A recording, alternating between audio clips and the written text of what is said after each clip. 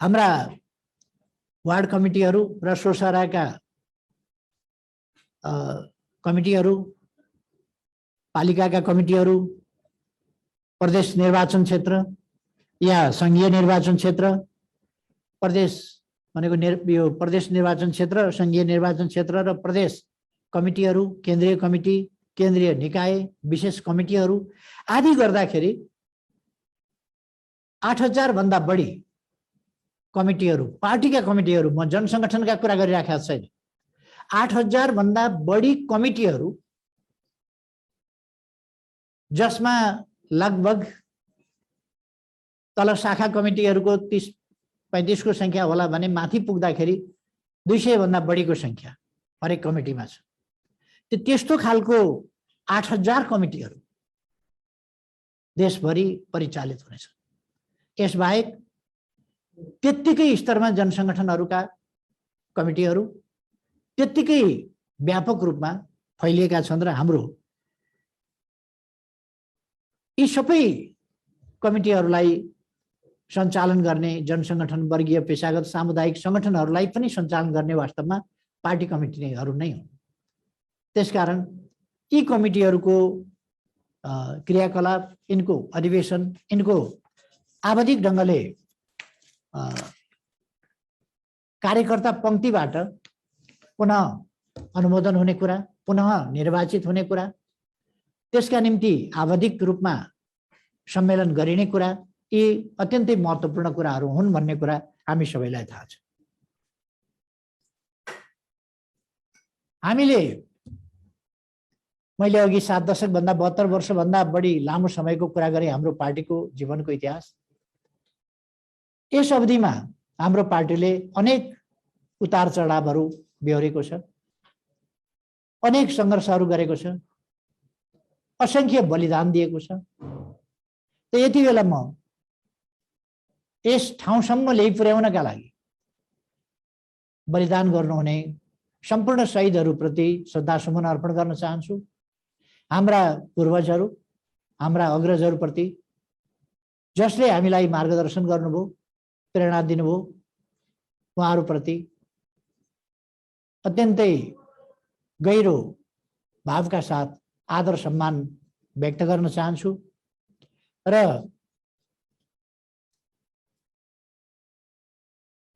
अब हामीले प्राप्त गरेका उपलब्धिहरू, हामीले यस बीचमा आफैले निर्माण गरेको संविधान सभाबाट आफैले संविधान निर्माण गरेका छौँ,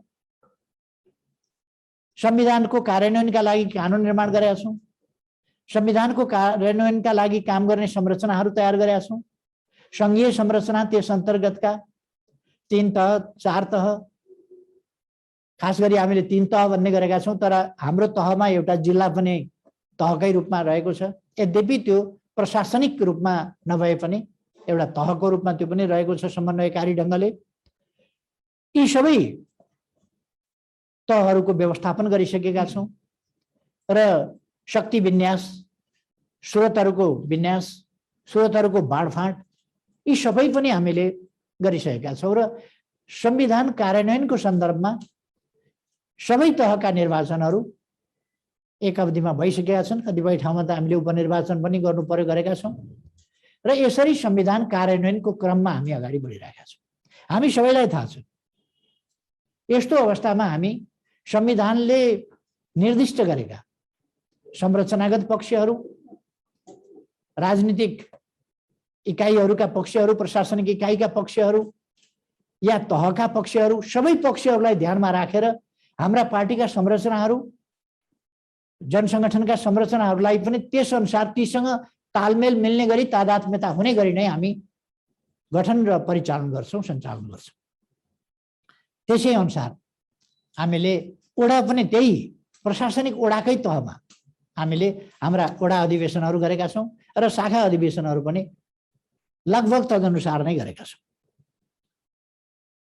हामी सबैलाई थाहा छ, हाम्रो पार्टी देशको एउटा नेता पार्टी हो। यस पार्टीले देशलाई विचारको हिसाबले मार्गदर्शन गर्नुपर्दछ, व्यवहारको हिसाबले मार्गदर्शन गर्नुपर्दछ, आचरणको हिसाबले मार्गदर्शन गर्नुपर्दछ, अभ्यासको हिसाबले मार्गदर्शन गर्नुपर्दछ देशलाई र हामीले नमुनाको रूपमा काम गरेर हामीले निर्धारण गरेको समृद्ध नेपाल सुखी नेपालीको राष्ट्रिय आकांक्षा पूरा गर्ने दिशामा आफूलाई नमुनाको रूपमा प्रस्तुत गरेर अगाडि बढ्न सक्नुपर्छ। त म सबै हाम्रा कमरेडहरूलाई तदनुसार नै अगाडि बढ्ने कुरामा ध्यान दिन आग्रह गर्न चाहन्छु। लोकतन्त्र के हो? सैद्धान्तिक हिसाबले हामीले त्यसलाई परिभाषित गर्नुपर्छ, हामीले त्यसको समुचित व्याख्या गर्नुपर्छ। लोकतान्त्रिक कसरी अभ्यास गर्ने? लोकतान्त्रिक अभ्यास भनेको के हो? व्यवहारिक रूपमा हामीले नै त्यसलाई नमुनाको रूपमा त्यसको प्रयोग गर्नुपर्छ। कसरी लोकतन्त्र भनेको कस्तो हुन्छ र कसरी अभ्यास गर्नुपर्छ? सत्ता पक्ष प्रतिपक्षको भूमिका कस्तो हुनुपर्छ, या राजनीतिक दलको भूमिका कस्तो हुनुपर्छ, त्यसका जनवर्गीय पेशागत संगठनहरूको भूमिका कस्तो हुनुपर्छ, जनप्रतिनिधि संस्थाहरूको भूमिका कस्तो हुनुपर्छ, सरकारका विभिन्न तहका निकायहरूको भूमिका कस्तो हुनुपर्दछ, तिनका अङ्ग प्रत्यङ्ग अवयवहरूले राज्यका अङ्गहरूले राज्यका निकायहरूको भूमिका कस्तो हुनुपर्दछ।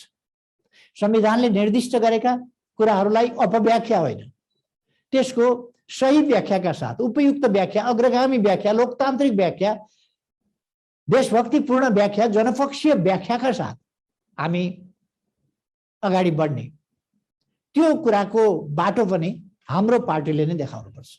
स्वच्छता, पारदर्शिता जस्ता कुराहरू, यी कुराहरू पनि हाम्रो पार्टीले नै आफूलाई दृष्टान्तको रूपमा प्रस्तुत गरेर, नमुनाको रूपमा प्रस्तुत गरेर हामी अगाडि बढ्नुपर्छ। हामी लोकतन्त्रलाई भन्ने कुरा र अपनाउने अर्कै स्वेच्छाचारिता जस्ता कुरा मान्दैन।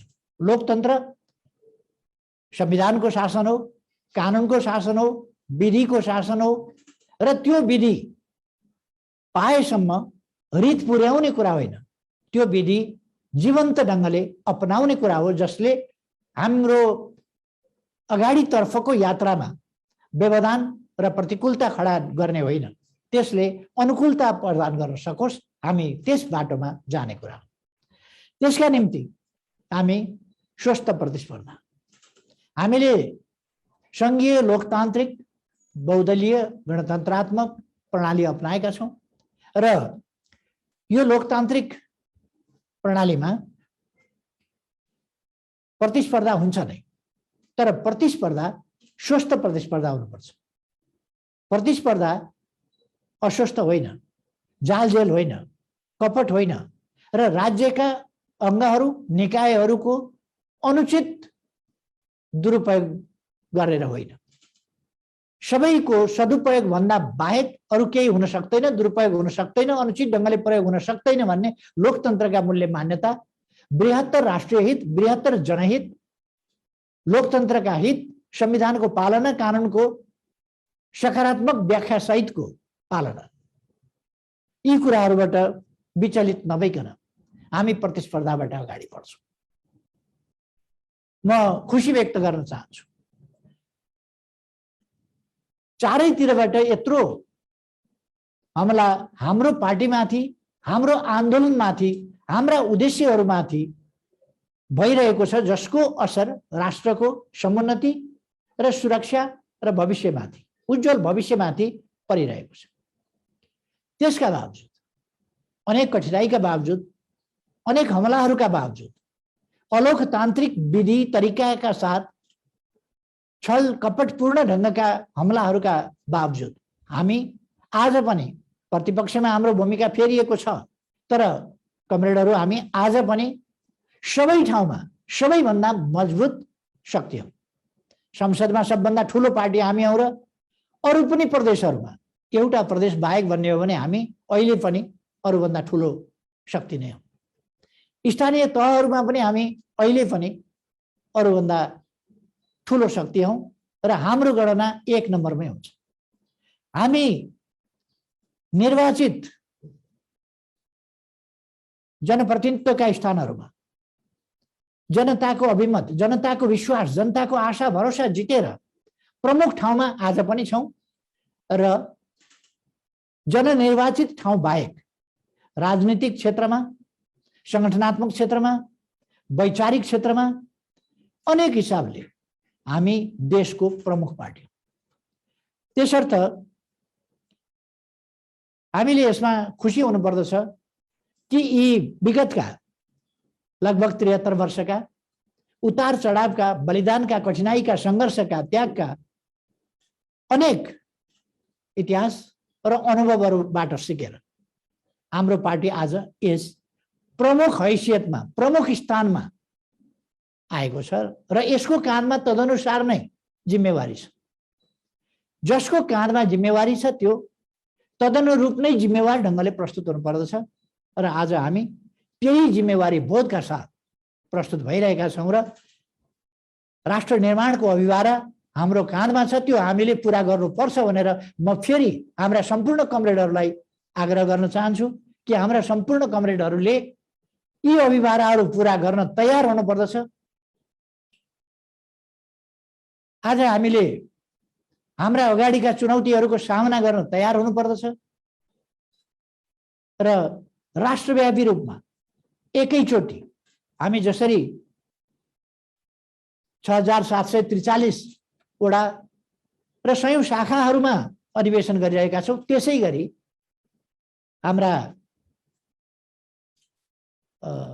हामीले त्यही स्तरमा आज सबै ठाउँबाट एकैचोटि राष्ट्रव्यापी रूपमा हामी हाम्रो राष्ट्रिय आकांक्षा पूरा गर्नेछौँ। समृद्ध नेपाल, सुखी नेपालीको राष्ट्रिय आकांक्षा पूरा गर्नेछौँ। यसका निम्ति पार्टीलाई एकताबद्ध, सशक्त र सुदृढ, विस्तृत एवं गतिशील पार्टीको रूपमा परिचालन गर्नेछौँ र त्यो सङ्कल्पका साथ अगाडि बढ्नेछौँ भनेर हाम्रा हरेक अधिवेशनले आज सङ्कल्प गर्नुपर्ने पनि अवस्था बनेको छ। आज पार्टीका नीतिहरू कसरी निर्माण हुन्छन्, पार्टीको नेतृत्व कसरी निर्माण हुन्छ, यी कुराहरूमा पनि हामी एउटा नमुनाको रूपमा अत्यन्तै छलफल, जीवन्त छलफल र सही नीतिका साथ सर्वसम्मतिले हामी हाम्रा नीतिहरू, निर्णयहरू तय गरेर अगाडि बढिरहेका छौँ। यो अत्यन्तै सकारात्मक उपलब्धि हो, यथार्थ हो र हामीलाई प्रेरित गर्ने एउटा प्रेरक शक्ति पनि हो, जसबाट हामी ऊर्जा प्राप्त गरिरहेका छौँ।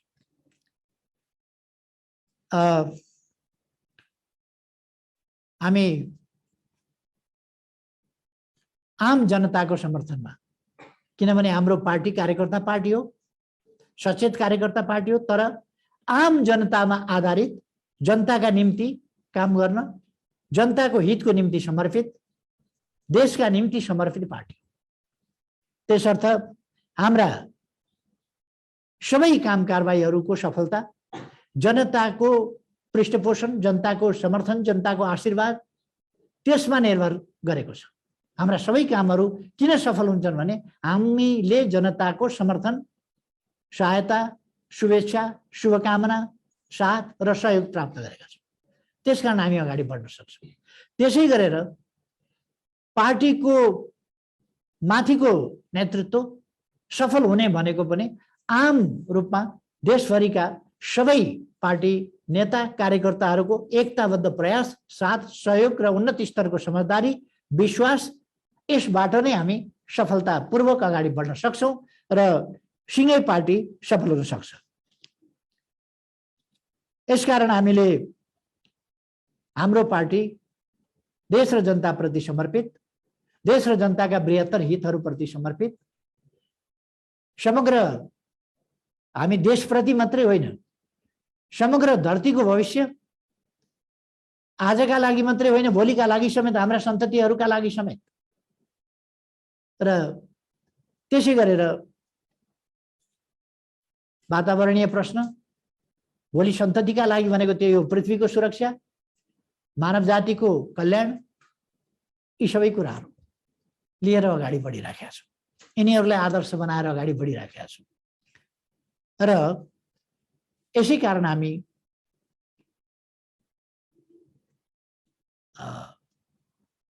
यो राष्ट्र निर्माणको सङ्कल्पलाई तीव्र गति दिन यस ढङ्गले आत्मविश्वासलाई अझ सुदृढ गर्न यस ढङ्गले हामी अगाडि बढिरहेका छौँ भन्ने कुरा म स्पष्ट पार्न चाहन्छु। हामी अघि मैले भने हाम्रो पार्टी देशलाई नै लोकतान्त्रिक अभ्यासको बाटोमा नेतृत्व गर्ने पार्टी हो। एउटा स्पष्ट हुनुपर्दछ, हामी यो कसैले ल्याइदिएको लोकतन्त्र, कसैले बनाइदिएको संविधान, कसैले बलिदान दिएर प्राप्त गरेको उपलब्धि, कसैले सङ्घर्ष गरेर ल्याएको उपलब्धिको उपभोग गर्न हाम्रो पार्टी आएको होइन। यो पार्टी राणाकालीन अन्धकार युगमा राणा शासनका विरुद्ध लडेर लोकतान्त्रिक गणतन्त्र स्थापना गर्ने र एउटा समृद्ध नेपाल बनाउने उद्देश्य आकांक्षाका साथ बनेको पार्टी हो। त्यस जमानामा र आजका राष्ट्रका उपलब्धिहरूका पछाडि यस पार्टीका नेता कार्यकर्ताहरू, यसका अग्रजगुवाहरू, यस पार्टीमा लागेर आन्दोलन गरेका, यस पार्टीमा लागेर लोकतन्त्रका लागि बलिदान गरेका कार्यकर्ताहरूको अहम, असाधारण, अद्वितीय भूमिका छ। खास गरी वैचारिक हिसाबले असाधारण भूमिका छ। अघिल्लो समयमा वैचारिक हिसाबले छ भने यता पछिल्लो समयमा आएर साङ्गठनिक, व्यवहारिक वा भौतिक रूपमा पनि यसको असाधारण र सर्वाधिक महत्त्वको भूमिका रहेको छ। यस्तो पार्टी जसले लोकतन्त्र स्थापना गरेको छ, लोकतान्त्रिक अभ्यासलाई आफू अगुवा बनेर त्यसलाई अगाडि बढाउनु पर्नेछ, त्यस्तो पार्टीको आन्तरिक जीवन पनि लोकतान्त्रिक हुनुपर्दछ। त्यसकारण हाम्रा सम्पूर्ण क्रियाकलापहरू लोकतान्त्रिक। लोकतान्त्रिक भनेको हामीले फेरि बुझ्नु पर्दछ अनुशासित लोकतन्त्र। हामीले अराजकता चाहेको होइन, लोकतन्त्रका नाममा स्वेच्छाचारिता चाहेको होइन, लोकतन्त्रका नाउँमा हामी छाडातन्त्र चाहेको होइन। हामीले एउटा सभ्य, समुन्नत, अनुशासित समाज चाहेका हौँ, अनुशासित पार्टी चाहेका हौँ। अनुशासित त्यस्तो पार्टी र समाज निर्माण गर्नका लागि, त्यस्ता संस्थाहरू निर्माण गर्नका लागि हामी आफै हरेक व्यक्ति अनुशासित र जिम्मेवार हुनुपर्दछ। त्यसकारण त्यस बाटोमा अभ्यास संस्थागत र व्यवहारिक रूपमा पनि हामीले गर्नुपर्छ। यसका निम्ति सबभन्दा महत्त्वपूर्ण कुरा समझदारी हो। लोकतन्त्रको सबभन्दा महत्त्वपूर्ण कुरा जीवन्त छलफल, आत्मीय सम्बन्ध, जीवन्त छलफल र देश र जनताको हितप्रति समर्पित छलफल। त्यस छलफलबाट हामी समझदारीका साथ निर्णयमा पुग्दछौँ। यहाँ लोकतन्त्र भन्दाखेरि चुनाव मात्रै बुझ्ने तरिका पनि छ। चुनाव एउटा पक्ष हो, लोकतन्त्रको उन्नत पक्ष हो र सँगसँगै समझदारी र एकताका साथ, सर्वसम्मतिका साथ अगाडि बढ्नु अलोकतान्त्रिक होइन। त्यो अझ उन्नत स्तरको लोकतन्त्र हो, समझदारी युक्त लोकतन्त्र हो। त्यसकारण हामीले त्यस अभ्यासलाई पनि लोकतन्त्रभित्र राख्नुपर्छ। हाम्रो पार्टी समझदारीका नाउँमा लोकतन्त्रलाई निषेध गर्ने वा लोकतन्त्रका नाउँमा समझदारीको महत्त्व र आवश्यकतालाई नबुझ्ने गल्ती गर्दैन। यी कुराहरूमा हामी स्पष्ट हुनुपर्छ र हाम्रो विधानमा हामीले अगाडिदेखि नै व्यवस्था गर्दै आएका छौँ। हाम्रो पार्टीको सोभरेन्टी, सार्वभौम सत्ता, सम्पूर्ण अधिकार, शक्तिका स्रोत अरू कोही होइन, पार्टीका कार्यकर्ता। पार्टीका कार्यकर्ताहरूबाट, पार्टी सदस्यहरूबाट सम्पूर्ण शक्ति निश्चित हुन्छ र सार्वभौम सत्ता पनि पार्टीको सार्वभौम सत्ता, देशको सार्वभौम सत्ता जनतामा रहन्छ, आम जनतामा रहन्छ। त्यो जनताको एउटा हिस्सा मात्रै हाम्रो पार्टी हो। हाम्रो पार्टीको चाहिँ सार्वभौम अधिकार कार्यकर्ता पंक्तिमा, सदस्यतामा रहन्छ, सदस्यहरूको पंक्तिमा रहन्छ। त्यो अभ्यास हामी गरिरहेका छौँ भन्ने कुरा म कमरेडहरूलाई स्पष्ट पार्न चाहन्छु। कतिपय मानिसहरूले लोकतन्त्र हामीले स्वीकार गरेको भन्ठान्छन्। मैले अघि पनि भने लोकतन्त्र अरूले ल्याइदिएको र हामीले स्वीकारेको विषय होइन। लोकतन्त्र हाम्रो आदर्श हो, हाम्रो आस्था हो। लोकतन्त्र हामीले विकसित र स्थापित गरेको मूल्य, मान्यता र प्रणाली पनि हो। त्यसकारण यो अरूले स्थापना गरिदिएको अरूका मान्यतामा हामी त्यस मान्यताको ओत लाग्न, लोकतान्त्रिक प्रणालीको पालीमा हामी ओत लाग्न होइन, लोकतान्त्रिक प्रणालीको भवन नै निर्माण गर्ने हामी। लोकतान्त्रिक भवन निर्माण गर्ने डिजाइनर हामी हौं। लोकतान्त्रिक भवनको निर्माण गर्ने डिजाइनरको पनि परिकल्पनाकार हामी हौं। त्यसकारण नेपालको सन्दर्भमा हामीले यो गर्व गर्नुपर्छ। सुरुदेखि नै हाम्रो पार्टीको स्थापना कालदेखि नै हामीले परिकल्पनाकार, डिजाइनरकार, निर्माता र सञ्चालकको रूपमा लोकतन्त्रमा हाम्रो सहभागिता, यो सहभागिता मात्रै होइन, अगुवाई सहितको सहभागिता, यो मैले अघि पनि निवेदन गरेँ। त्यसकारण हामी बढी जिम्मेवार, त्यसकारण हामी बढी चिन्तित रहेका छौं यस प्रणालीको सम्बन्धमा। हामीले समाजमा प्रतिस्पर्धाबाट श्रेष्ठता हासिल गर्ने नीति लिएका छौं। त्यही कुरा हाम्रो पार्टीमा पनि।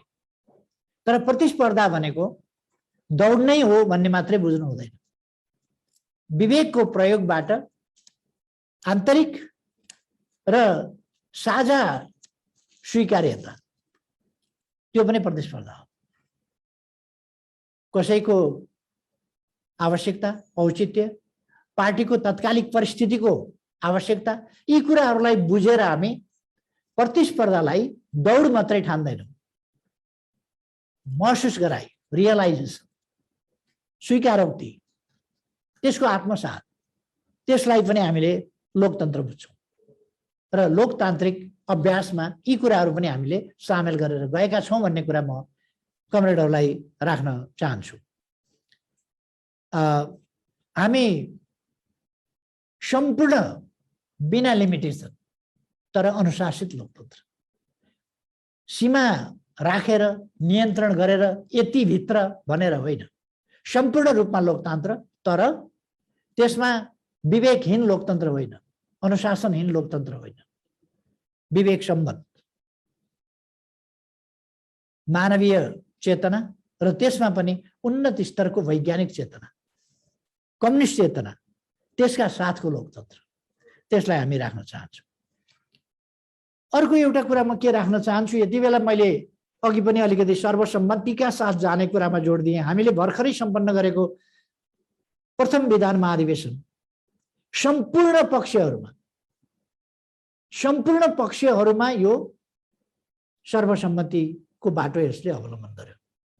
कहीँ कतै कसैलाई दबाब दिनु परेन, निषेध गर्नु परेन।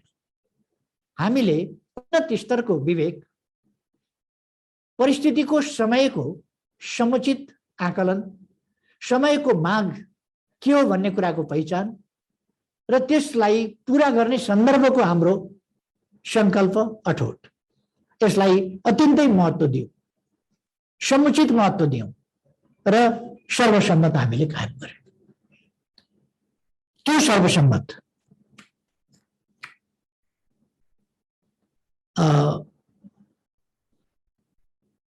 वास्तवमा लोकतन्त्रको एउटा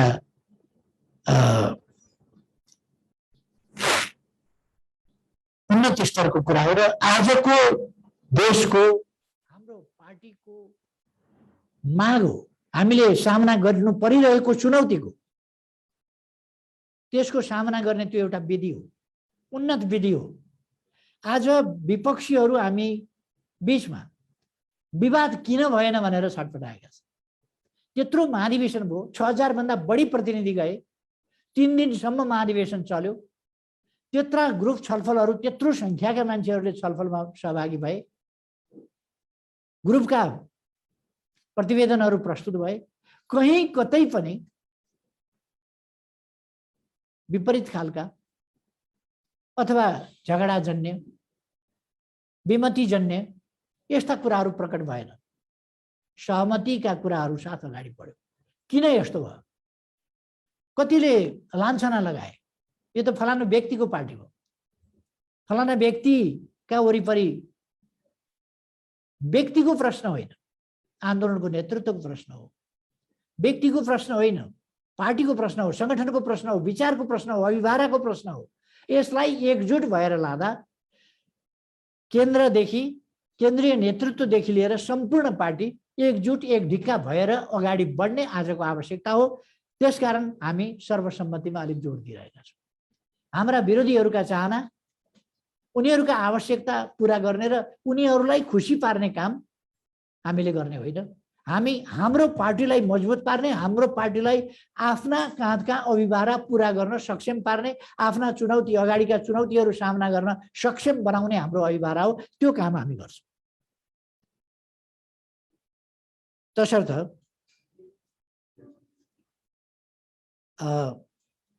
हामी ती अभिभारा पूरा गर्न यी तरिकाहरूबाट र हामी सकेसम्म विभिन्न हुनर भएका, विभिन्न क्षमता भएका, सामान्य ज्ञान मात्रै होइन विशेषज्ञता भएका, विभिन्न सामाजिक जीवनका अनेक क्षेत्रहरूबाट समावेशिता, यो समावेशिता खाली हामीले भूगोलको आधारमा, जातको आधारमा, लैङ्गिक आधारमा मात्रै भनिरहेका छैनौँ। यो समावेशिता क्षमता, विशेषज्ञता, जानकारी, विषयगत भिन्नता जस्ता कुराहरूदेखि लिएर राष्ट्र निर्माणमा सम्पूर्ण कुराहरूको, त्यहाँ कला हुनसक्छ, सङ्गीत हुनसक्छ, साहित्य हुनसक्छ, इन्जिनियरिङ हुनसक्छ, मेडिसिन हुनसक्छ, मेडिकल सेक्टर हुनसक्दछ, अथवा अरू विभिन्न सेक्टरहरू हुनसक्छन्, पर्यटन हुनसक्दछ। यी विभिन्न क्षेत्रका विशेषज्ञताहरू समेत सम्मिलित भएको र त्यसभित्र सन्निहित भएको त्यस्तो पार्टीको निर्माण जो क्षमताहरूको एउटा पुञ्ज हो। सङ्कल्पको पुञ्ज मात्रै होइन, अठोटको पुञ्ज मात्रै होइन, ती पुरा गर्नका लागि क्षमताहरूको पनि पुञ्ज, तिनीहरू सबैको पुञ्ज जो जसले गर्दाखेरि पार्टी सबल र सक्षम हुन सकोस् राष्ट्र निर्माणका लागि। हामीले भने जस्तो समृद्ध नेपाल, सुखी नेपाली बनाउनका लागि सक्षम हुन सक्ने गरीको सहभागिता, समावेशिता, त्यसका निम्ति अनेक हिसाबले हामीले क्षमता वृद्धि, सामाजिकीकरणदेखि लिएर नीति निर्माणमा सहभागितादेखि विभिन्न पक्षमा ध्यान दिइरहेका छौँ र त्यसै गरी पार्टी निर्माणको कामलाई अगाडि बढाइरहेका छौँ।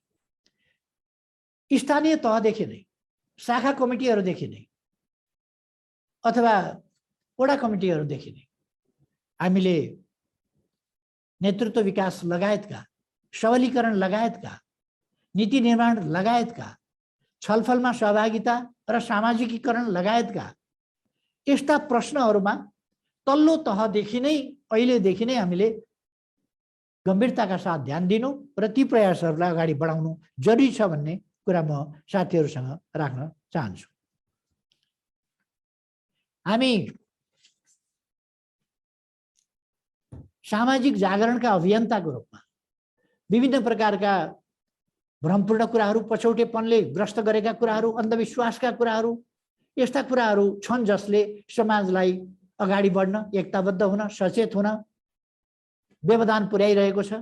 यस्ता कुराहरूका विरुद्धको सामाजिक जागरणका अभियन्ताका रूपमा म कमरेडहरूलाई आग्रह गर्न चाहन्छु, हामी नै अभियन्ताका रूपमा अगाडि बढ्नुपर्दछ र हाम्रा तमाम साथीहरूलाई, नागरिकहरूलाई सचेत गर्नुपर्दछ अभियन्ताको रूपमा पनि।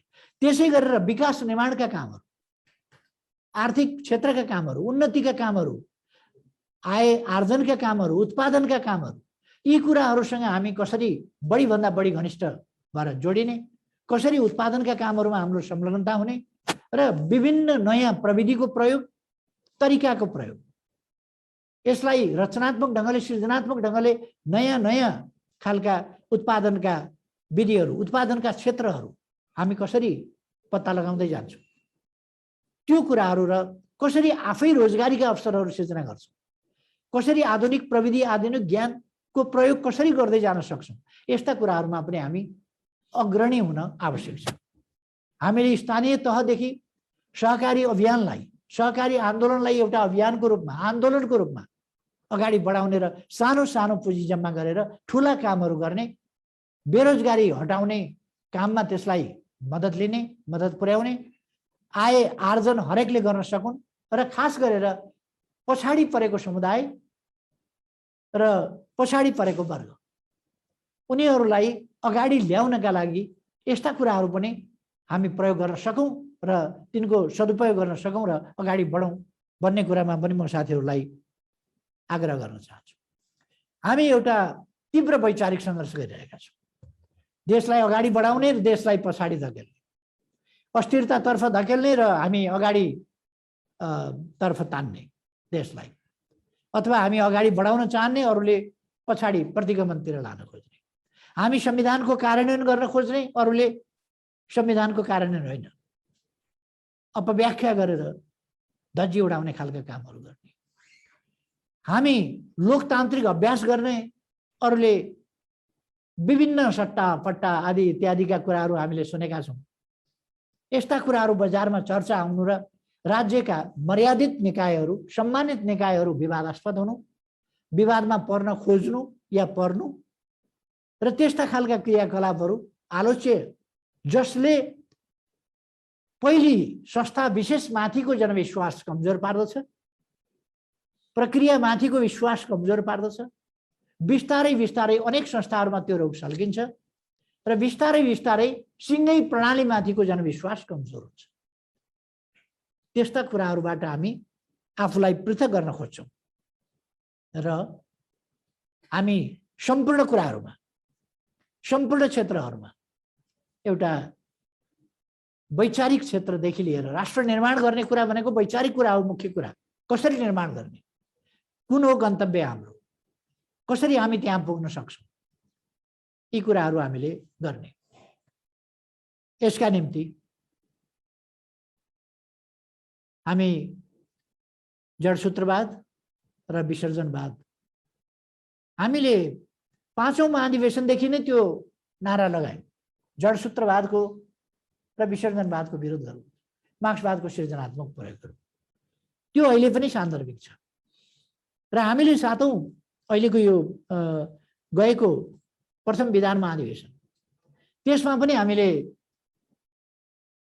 अहिलेको अवस्थामा दक्षिणपन्थी अवसरवादको विरोध गर्ने, वैचारिक रूपमा गलत प्रवृत्तिहरूसँग जुझ्ने, जडसूत्रवादको विरोध गर्ने र त्यसै गरेर प्रतिगामी शक्तिहरू,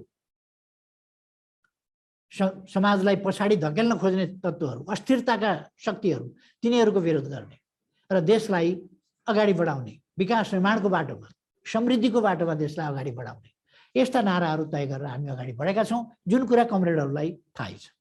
यसका निम्ति हामी वैचारिक सङ्घर्ष गरिरहेका छौँ। प्रतिगामी शक्तिहरू अहिले गठबन्धनका नाममा जुन आइराखेका छ, यो कुनै भ्रम रहनु हुँदैन, दुविधा रहनु हुँदैन। यो देशलाई अस्थिरतामा धकेल्ने अहिलेसम्ममा देखिसक्यो, यो 3 महिनाको अवधिमा देखिसक्यो।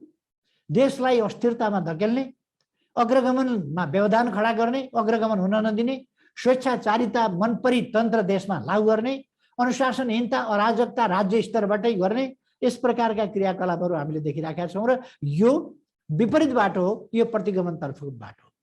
संविधानको कार्यान्वयनको सन्दर्भमा, राजनीतिक परिचालनको सन्दर्भमा, जनतामा रहेको सार्वभौम सत्ता त्यसको अपव्याख्या गरेर अन्यत्र कतै सार्न खोज्ने प्रयासका सन्दर्भमा अहिले भएका र भइरहेका गतिविधिहरू प्रतिगामी गतिविधिहरू र ती गतिविधिहरू, त्यस्ता प्रतिगामी गतिविधिहरूका विरुद्ध जसको नेतृत्व यो गठबन्धन भन्ने अहिले जुन छ 5 दलीय भन्ने गरेको छ, त्यो 5 दलीय भनिएको गठबन्धन जो प्रतिक्रियावादी प्रतिगामी गठबन्धन हो, जो कम्युनिस्ट आन्दोलनलाई ध्वस्त पार्ने, कम्युनिस्ट सरकार ढाल्ने, कम्युनिस्ट आन्दोलन फुटाउने र प्रतिक्रियावादीहरूका पाउमा सेवा अर्पण गर्ने र दक्षिणपन्थी नेतृत्वको दक्षिणपन्थी जनविरोधी दमनकारी दिशाहीन त्यस्तो सरकार स्थापना गर्ने जुन काम गरिरहेको छ।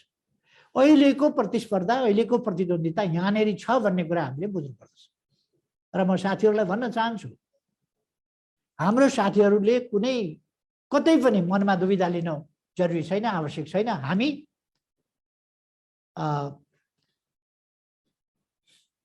वास्तवमा महान उद्देश्यप्रति दृढ सङ्कल्पित छौँ र जनताले पत्याएको सबभन्दा सुदृढ शक्ति हौँ। यसकारण कतिपय कमजोर पक्षहरू, पराजित हुँदै गएका प्रतिक्रियावादी शक्तिहरू एकजुट भएर हाम्रा विरुद्ध आइलाग्छन् र हामी त्यसको सामना गर्दै अगाडि बढिरहेका छौँ, बढ्नेछौँ र हामी एक्लै आफूले आगामी निर्वाचनमा हरेक तहमा शानदार ढङ्गले बहुमत ल्याउने तयारी पनि हामी गरिरहेका छौँ।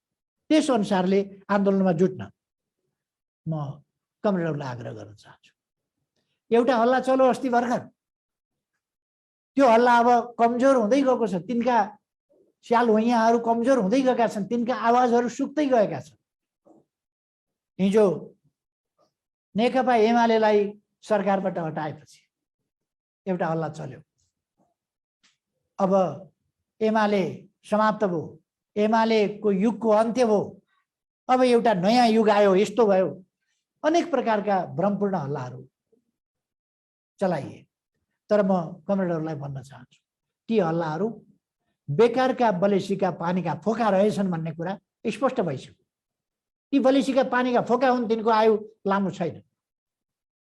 तिनीहरूले हामीलाई बदनाम गर्न खोजे, चरित्र हत्या गर्न खोजे, लामा लामा दस्तावेजहरूमा तथाकथित झुटा लान्छित त्यस्ता आरोपहरू हामीमाथि लगाउन खोजे। तर ती सबै कुराहरू निरर्थक साबित भए। एक समय लड्डु खाने जमाना चल्यो। एमालेको पराजय भन्दै खुसियालीमा एमाले सिद्ध्याइयो भनेर लड्डु केमा खाइन्छ? विजयमा खाइन्छ।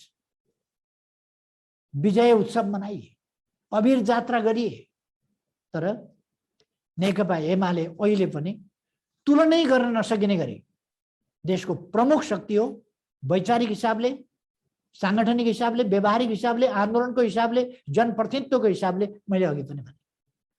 त्यसर्थ यस्ता हल्लाहरूका पछाडि होइन, कहिले कुन प्रकारका हल्लाहरू चलाउँछन्, कहिले कुन प्रकारका हल्लाहरू चलाउँछन्, म कमरेडहरूलाई आग्रह गर्न चाहन्छु। हाम्रा नीतिहरू सही छन्, हाम्रा उद्देश्यहरू सही छन्, ती उद्देश्य प्राप्त गर्ने नीतिहरू सही छन्, ती नीति कार्यान्वयन गर्ने हाम्रा बाटाहरू सही छन्, ती बाटाहरूलाई अगाडि बढाउने हाम्रो कार्यक्रम सही छ, हाम्रा कार्यक्रम कार्यान्वयन गर्ने योजनाहरू सही छन्, त्यसका निम्तिका हाम्रा लक्ष्यहरू सही छन्। हामीले कहाँ कसरी सङ्घर्ष गर्नुपर्छ, कहाँ कसरी सङ्गठित हुनुपर्छ, यो सबै कुराहरूको सुस्पष्ट बाटो, मार्गचित्र तयार गरेका छौँ। त्यसर्थ आत्मविश्वासका साथ आफू सङ्गठित हौँ, सही विचारका साथ अगाडि बढौँ, साना सङ्कीर्ण स्वार्थहरूमा नअल्झियौँ। आफ्ना स्वार्थ ठुला कुरा होइनन्, पदीय स्वार्थ होस् अथवा अरू स्वार्थ, यस्ता कुराहरूमा अल्झिने होइन। यदि राष्ट्रलाई हामीले सफल बनायौँ भने, राष्ट्र लोकतान्त्रिक राष्ट्र, आधुनिक राष्ट्र, विकसित राष्ट्र, सुविधा सम्पन्न राष्ट्र भएर हामीले सम्पूर्ण जनतालाई अधिकार सम्पन्न बनायौँ, अवसरसम्म पुर्यायौँ र सबैमा प्रतिफलहरूको हिस्सेदारी सबैमा पुर्याउन सक्यौँ भने, सबैलाई सुरक्षित राख्न सक्यौँ, भयरहित वातावरणमा बाँच्ने अवस्था र सम्मानजनक जीवन जिउने परिस्थिति निर्माण गऱ्यौँ भने समृद्ध नेपाल, सुखी नेपाली हाम्रै पालामा हामी सफल बनाउन सक्छौँ। त्यसकारण म कमरेडहरूलाई आग्रह गर्न चाहन्छु, हामी दक्षिणपन्थी अवसरवाद र साङ्गठनिक अराजकतालाई पराजित गर्न र जनताको बहुदलीय जनवादको मार्गदर्शनमा समाजवादको आधार तयार गर्ने, यो हामीले जुन नारा गएको विधान महाधिवेशनबाट दिएका छौँ, त्यस नारालाई साकार पार्न सक्छौँ। त्यसलाई साकार पार्न एकजुट भएर अगाडि बढौँ भन्ने म फेरि एकपल्ट कमरेडहरूलाई आग्रह गर्न चाहन्छु। र देशभरि नै अधिवेशनहरू सफलतापूर्वक आयोजना भएका छन् केही ठाउँमा बाहेक। त्यसकारण यस सफलताका निम्ति म सबै कमरेडहरूलाई धेरै धेरै धन्यवाद भन्न पनि चाहन्छु। र अर्को कुरा कमरेडहरूलाई एउटा जानकारी गराउन चाहन्छु, आगामी भनेको अब लगभग 1 महिनापछि, 1 महिना र केही दिन बाँकी छ, मङ्सिर 10, 11, 12 गते हाम्रो पार्टीको 10औं राष्ट्रिय महाधिवेशन चितवनमा आयोजना हुँदैछ। हिजोको हाम्रो स्थायी कमिटीको बैठकबाट हामीले चितवनमा गर्ने भन्यौँ। अस्ति मैले प्रथम विधान महाधिवेशनमा यदि अन्यथा निर्णय नभएमा बाहेक बुटौलमा गर्न सकिनेछ भनेको थिएँ र हामी कुन स्थलमा गर्दा उपयुक्त हुन्छ भनेर छलफल पनि गरिरहेका थियौँ र हिजो हामीले चितवनमा गर्ने निर्णय गरेका छौँ। यसपछि 9 गते पालिकाहरूका 753 वटै पालिकाहरूका अधिवेशन हुनेछन्, एकैसाथ हुनेछ, त्यो पनि 9 गते। र त्यसपछि हामी महाधिवेशनतर्फ लाग्नेछौँ। यसपल्टको महाधिवेशनमा हामी नेतृत्व निर्माणको अत्यन्तै महत्त्वपूर्ण काम गर्नेछौँ। विधि निर्माण, नीति निर्माणको काम हामीले गएको विधान महाधिवेशनमा गरिसकेका छौँ र आउँदो महाधिवेशनबाट हामी नेतृत्व निर्माण गर्नेछौँ र त्यो अत्यन्तै उन्नत, अत्यन्तै व्यवस्थित ढङ्गले चितवनमा 12 गते मङ्सिर सम्पन्न भइसक्नेछ। 10 गते सुरुवात हुनेछ। त्यसको तयारीको लागि पनि यो अधिवेशन सक्ने बित्तिकै, 9 गतेको अधिवेशन सक्ने बित्तिकै कमरेडहरू लाग्नु होला। हामी अब केन्द्रीय कमिटीको बैठक यही 12 गते बस्दैछौँ र त्यसले महाधिवेशनको सम्बन्धमा अरू त्यसलाई अन्तिम रूप दिने कुरा अथवा तयारीका कामहरूलाई अगाडि बढाउने कुरालाई बढी ठोस ढङ्गले अगाडि बढाउनेछ। तसर्थ अब म कमरेडहरूलाई फेरि एकपल्ट यो सफलताका लागि बधाई भन्न चाहन्छु।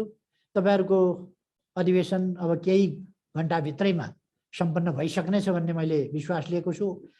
अग्रिम बधाई भन्न चाहन्छु म साथीहरूलाई, अग्रिम शुभकामना भन्न चाहन्छु र सफल आयोजनाका लागि सबैलाई धेरै धेरै धन्यवाद भन्न चाहन्छु। धन्यवाद।